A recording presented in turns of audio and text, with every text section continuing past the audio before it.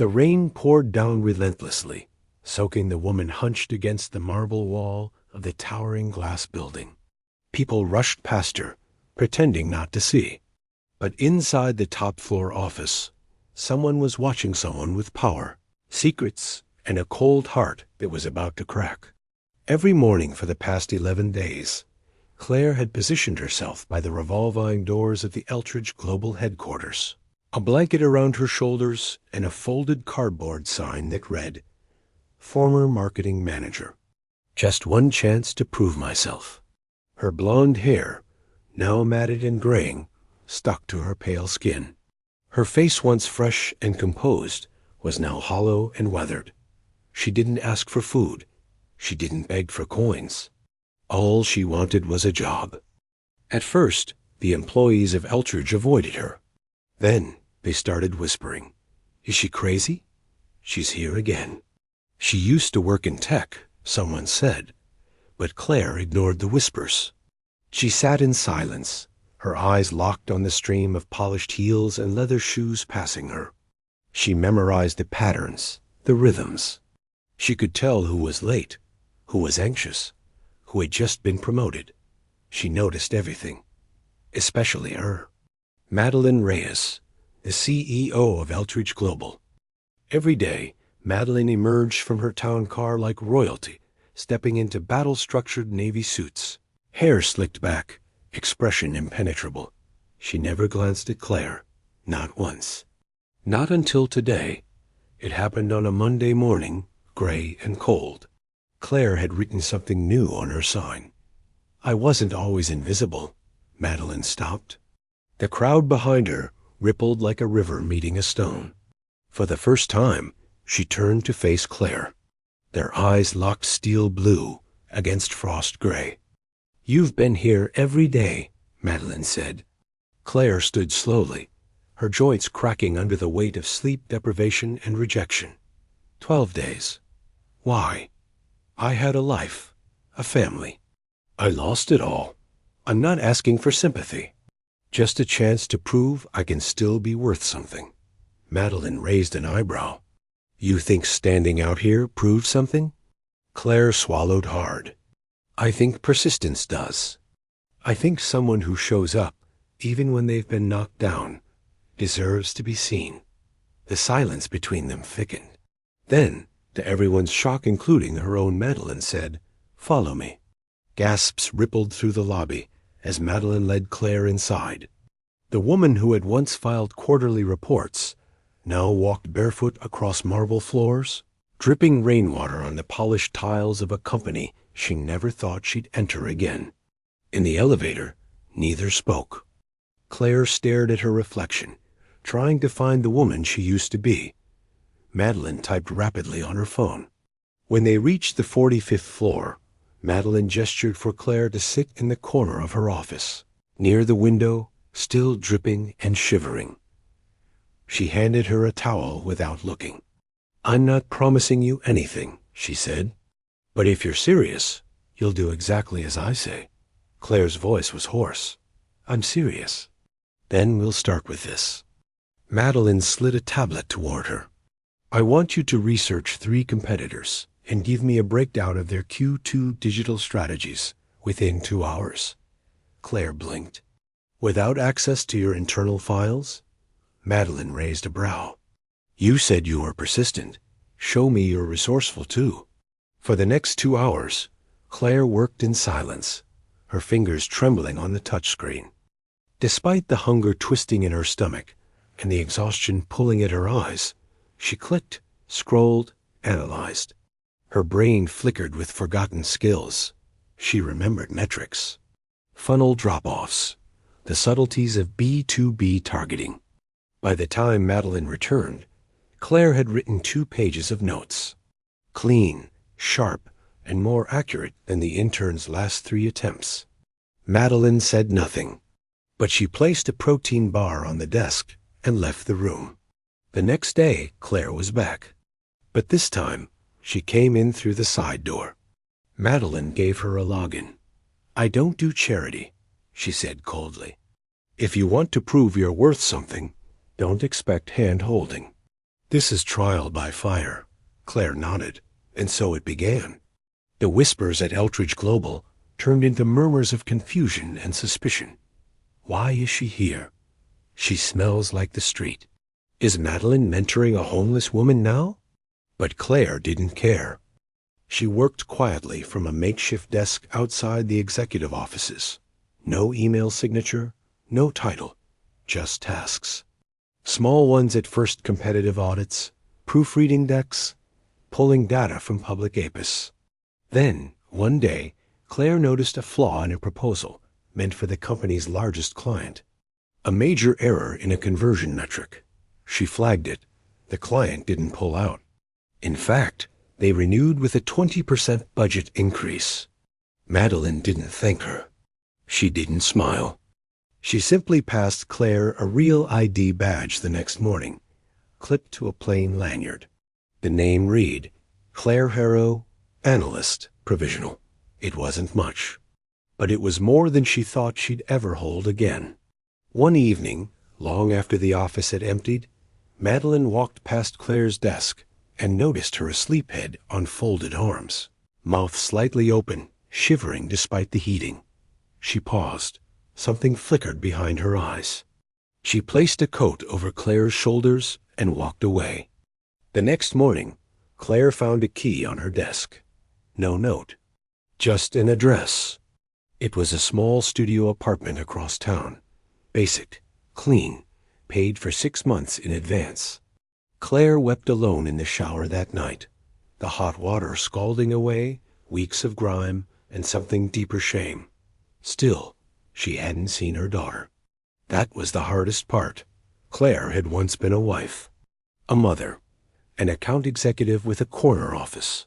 But when her husband died in a car accident, everything spiraled. She couldn't function. She lost her job, her savings, her home. Worst of all, she lost custody of her daughter, Emma. She wasn't abusive, just broken. Now she was trying to become whole again. Emma was living with her paternal grandparents in Connecticut. Claire sent letters she never knew or read. She tried calling once, but her mother-in-law hung up before she could speak. But Claire wasn't going to stop, not this time. The following weeks unfolded in quiet tension. Claire's presence in the office remained unofficial. No onboarding, no HR file. Just work relentless, high-pressure, real work. Madeline gave her increasingly complex tasks, data modeling, strategic outlines. She even let Claire sit in on a pitch rehearsal for an upcoming merger. Claire listened, eyes alert. She didn't speak until Madeline turned to her and asked, unexpectedly, "Would you approve this structure if you were the buyer?" Claire hesitated, then nodded. "No. You're overselling synergy. It reads as desperate." The room fell silent. Junior VPs blinked in disbelief. But Madeline only leaned forward, eyes narrowing. "Why?" Claire stepped up, hands trembling slightly. "The buyer doesn't need our tech stack. What they want is brand reach. If we lead with user data instead of system compatibility, we have leverage. Right now, we're giving it away." Madeline's lips parted. Then, slowly, she nodded. "You," she said. "Come with me." They walked together down the executive corridor, Claire unsure if she was being fired or promoted. Madeline opened a door Claire had never noticed before: sleek, locked, marked strategic development, private access. Inside, a whiteboard, confidential folders, and a single glass desk.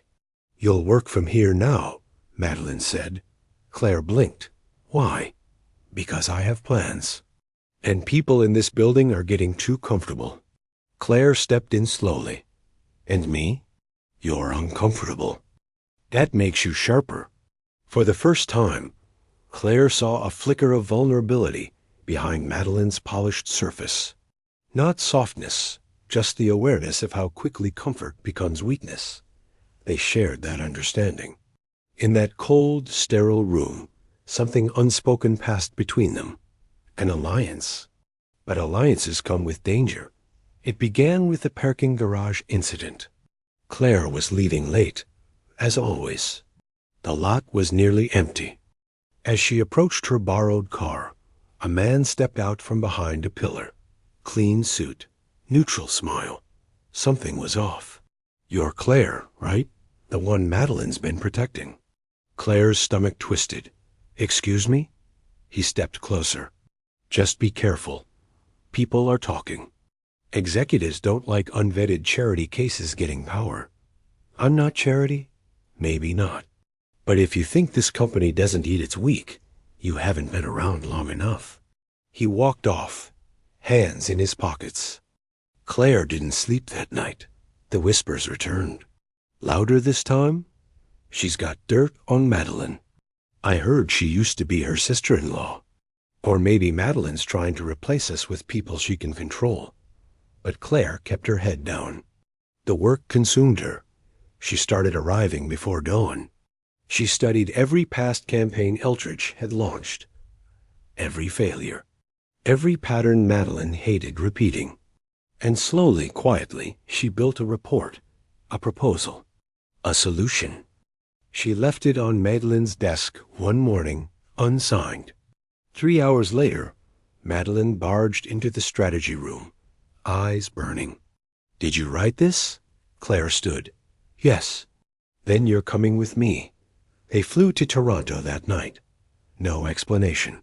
No itinerary. Just 2 seats on the red-eye and a stack of briefings.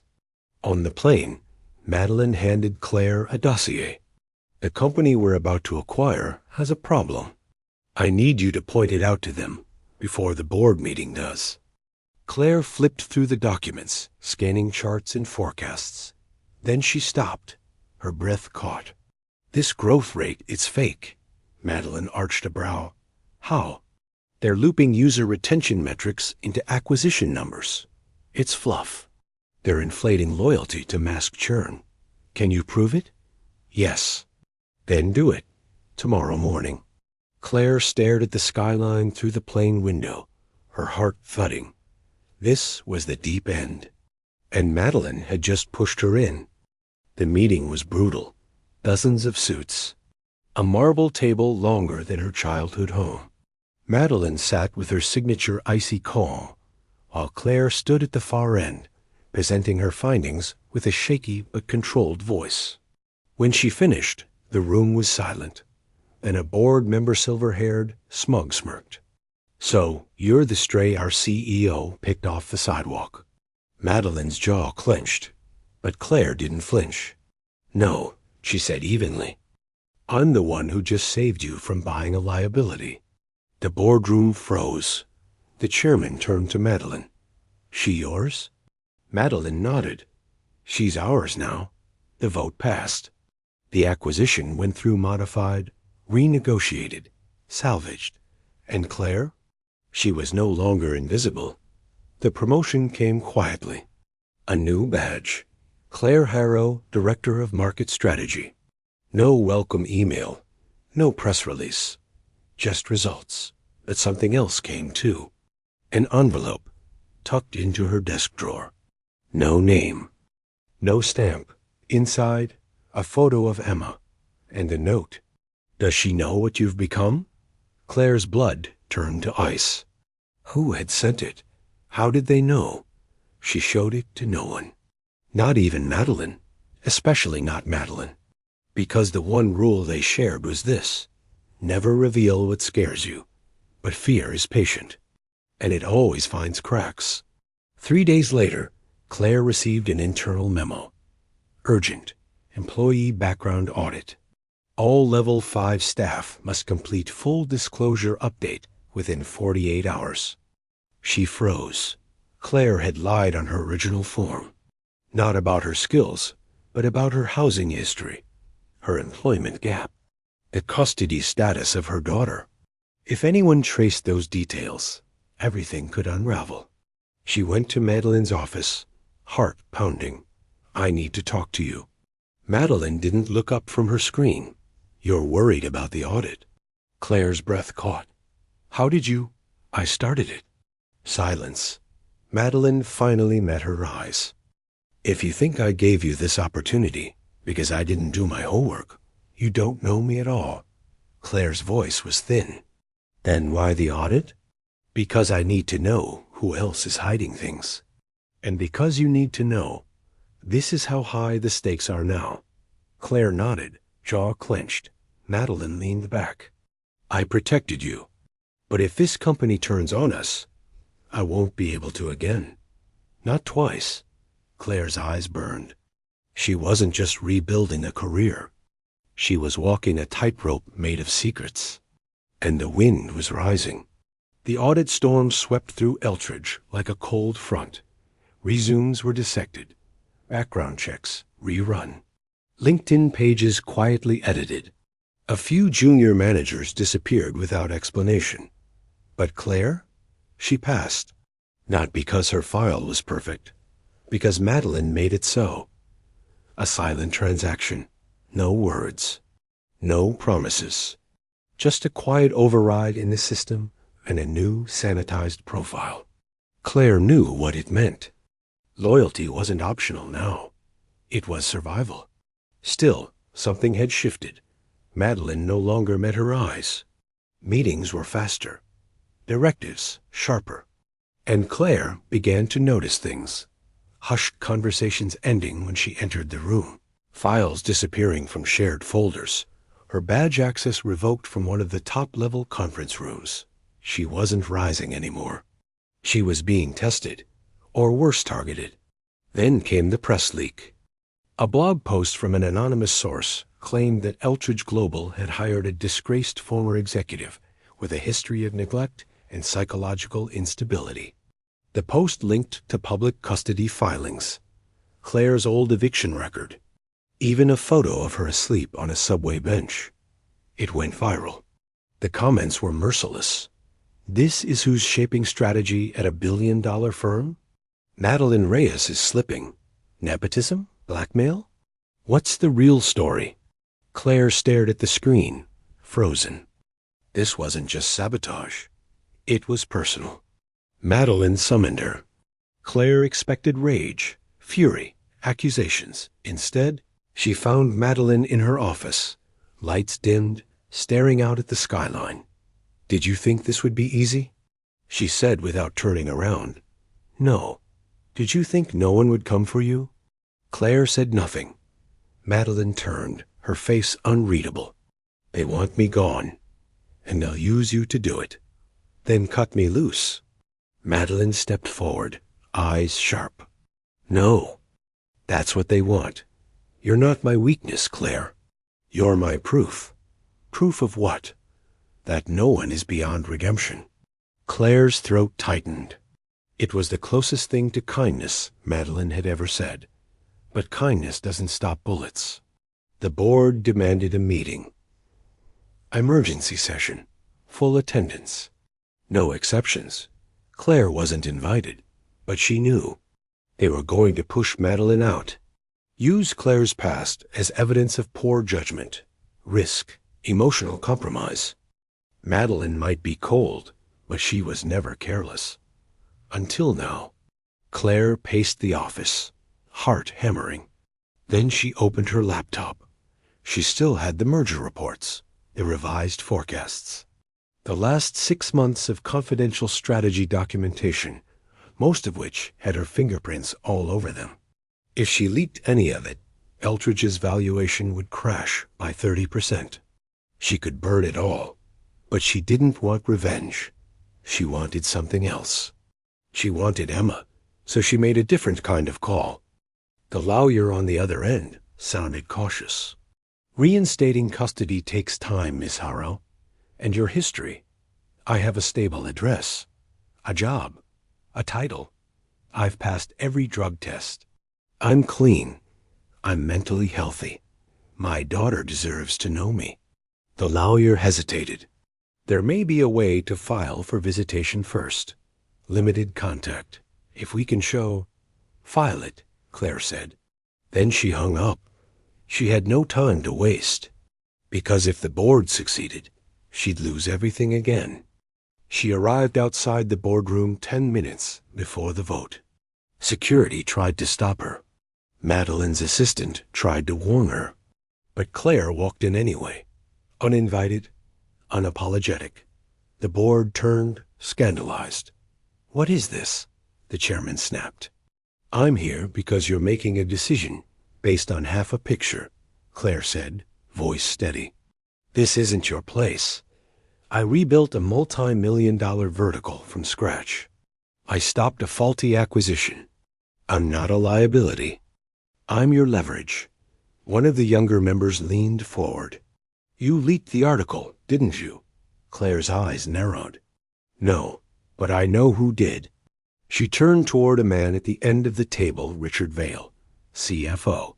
He went pale. "You used a private investigator 2 months ago. You accessed sealed family court records. The photo in the article? It was taken by a surveillance camera outside your private security firm's partner location." Madeline's eyes widened. Claire dropped a folder on the table. "Here's the proof." Silence. The chairman opened it. Pages of metadata, email headers, payment transfers. "Richard," he said slowly, "is this true?" Richard stammered. "She's manipulating you." "I've already sent this to compliance," Claire interrupted. "This isn't about me anymore. It's about who you trust with your money." 10 seconds of silence. Then the chairman nodded. "We vote now." But not on Madeline. His gaze turned icy. On Richard. Madeline found Claire in the hallway an hour later. Neither of them smiled. "You could have let me fall," Madeline said. "Taken the company, or walked away." "I'm not interested in thrones," Claire replied. "I just want my daughter back." Madeline studied her, then handed her a sealed envelope. Inside, a personal recommendation from Madeline herself for custody court. 3 pages. Brutal, honest, brilliant. Claire almost cried reading it, but didn't, because they were still in the war zone. Weeks passed. The firm stabilized. Richard was out. The article disappeared. Claire met Emma in a supervised cafe 2 towns away. Emma was 13 now. Her eyes didn't light up. She didn't cry. She just stared. "You really work in a tower now?" she asked. Claire smiled softly. "I do." Emma nodded. "Grandma said you were sick." "I was, but I'm getting better." Another pause. Then Emma whispered, "Do you still remember the song we used to sing when we made pancakes?" Claire blinked fast, then nodded. Every word.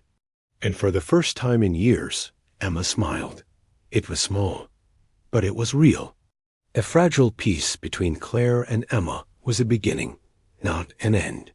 Claire's world remained a battlefield.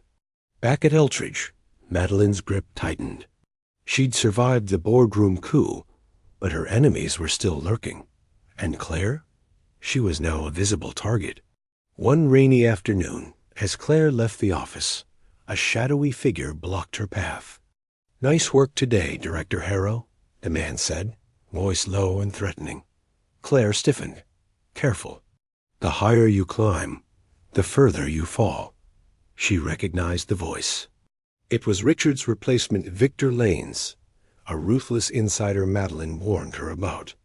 "I'm not going anywhere," Claire said, voice steady despite the cold hammering in her chest. Victor smiled thinly.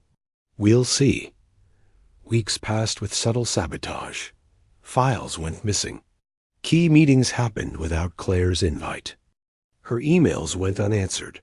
Madeline offered no protection. Not openly. But Claire knew the CEO's silence was a weapon. She fought back quietly, late nights researching, tracking leaks, rebuilding trust with the teams that had started to doubt her. Her phone buzzed one evening, a message from an unknown number. "Meet me at the Oak, 8 p.m. I have information that will save you." Claire hesitated, but she had no choice. The Oak was a dim bar in the city's forgotten district. The kind of place where deals were whispered and secrets traded like currency. Claire sat alone, eyes scanning the smoky room. A man slid into the seat across from her. Claire Harrow? She nodded. I'm Jonah, former Eltridge insider. He leaned forward. Victor's been funneling company secrets to a competitor. He's planning a hostile takeover. Claire's heart raced. Why tell me? Jonah shrugged. Because I want Madeline to win. And because I think you're the only one who can stop him. Claire spent the next days compiling evidence financial transactions, email chains, even recorded conversations she had covertly obtained. She presented it to Madeline, who read silently, expression unreadable. Finally, Madeline said, This is war. But we're outnumbered. No, we're smarter. Madeline smiled thinly. You're going to lead the counterattack. Claire swallowed. The plan was bold. They would leak Victor's betrayal to the press, force a police investigation, and neutralize the threat before the board could react. Claire coordinated with IT, PR, and legal, each step choreographed. Then came the night of the press conference. Madeline stood on stage, flawless and fierce, unveiling Victor's arrest. The media frenzy was immediate. Eltridge's stock wavered. But the message was clear. The company was stronger than its enemies. Days later, Claire found a letter in her mailbox. No return address. Inside was a single photo. A snapshot of Emma, smiling in a school play, with a note, She's watching. Always. Claire's blood ran cold. She showed Madeline. The CEO's eyes hardened. They know where to hurt us. Determined to protect her daughter, Claire began working on a secure custody arrangement. She hired a lawyer specializing in high-profile cases. Each court session was a battle against her past mistakes and the judgment of strangers. But Claire persevered. She no longer needed to prove her worth to a faceless corporation. She needed to prove it to herself. And to Emma, the courtroom was cold, a place where past wounds were dissected under the harshest lights. Claire sat, her hands clenched on the table, heart pounding as the judge reviewed the files. Her lawyer stood poised, ready to dismantle every doubt cast against her. Emma sat with her grandparents, quiet and distant. This was the final test. Ms. Harrow, the judge said, you have come a long way since the filings we reviewed. But custody is about the child's best interests. Claire swallowed the lump rising in her throat. I understand, Your Honor. I'm not here to erase the past, but to build a future. For Emma, for us. Her lawyer laid out a meticulous case. Stable housing, employment with a reputable firm, support from the CEO of Eltridge Global, and ongoing counseling. The grandparents' attorney pushed back, highlighting the past instability, but the judge's expression remained unreadable. Outside the courthouse, Claire waited. Emma approached slowly. Their eyes met. The silence between them was thick, but something had shifted. Emma's voice was barely a whisper. Mom? I'm scared. Claire reached out, fingers trembling. I'm here, and I'm not going anywhere. Days turned to weeks. Claire's life settled into a fragile rhythm. She excelled at work, building campaigns that pushed Eltridge into new markets. Madeline watched her rise, pride barely concealed. One evening, Madeline invited Claire to a private dinner. Your persistence saved this company, Madeline said, raising a glass. And yourself? Claire smiled faintly. Thanks to you. They toasted. But peace never lasts long in a world built on power. One night, a text flashed on Claire's phone. Meet me. Midnight. Rooftop. Alone. Fear gnawed at her, but she went. On the rooftop, the city lights glittered like stars trapped behind glass. A figure emerged from the shadows. Victor. Claire's heart pounded. You think I'm done? He sneered. I'm just getting started. Before she could react, he lunged. A struggle. A sharp cry. Then silence. Claire's hand trembled on the railing. She looked down. Victor lay unconscious. She called the police. The threat was over. Months later, Claire stood outside her new apartment. Emma held her hand tightly. "You're different now," Emma said. "Stronger." Claire nodded. "I'm coming home." Emma smiled. The future was uncertain, but it was theirs. Together. Madeline's final email came the next morning. Subject: Welcome home, Claire. You showed everyone what it means to fight when the odds are against you. You belong here. And so does Emma. Madeline Claire read the email. Her eyes filled. She wasn't invisible anymore. She was unstoppable.